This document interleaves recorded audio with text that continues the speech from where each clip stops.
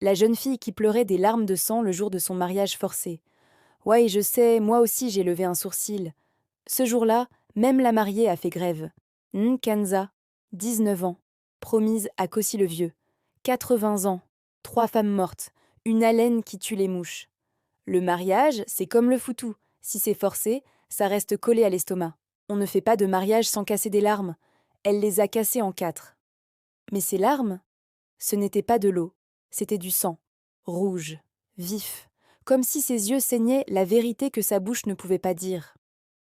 On ne fait pas de mariage sans casser des larmes. Le chef a vu le sang. Il a reculé. Il a dit « C'est un mauvais présage ». Le père de Nkanza, ivre de dot, a crié « C'est juste du maquillage ». Mais Nkanza, elle, savait. Ce sang, c'était le sceau, le signe, la preuve, incident déclencheur. Kossi a posé sa main sur son épaule pour la bénir. Le sang a coulé plus fort. Il a coulé sur sa main. Et là, le silence a toussé.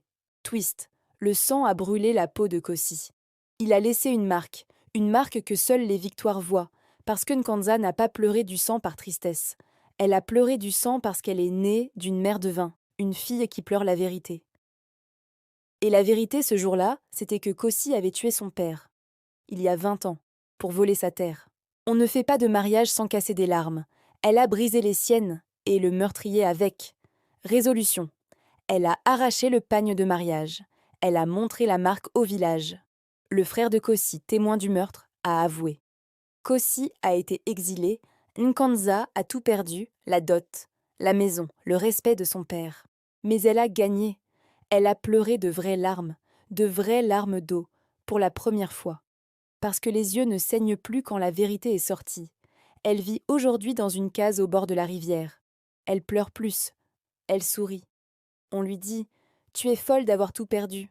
Elle répond « On ne fait pas de mariage sans casser des larmes. Moi, j'ai cassé le mariage. Et mes larmes de sang ont lavé mon cœur. Et vous, pleureriez-vous du sang pour dire la vérité ? Si cette histoire t'a fait sourire et frissonner, abonne-toi, laisse un like, partage la vidéo et dis-moi en commentaire quel moment t'as le plus surprise.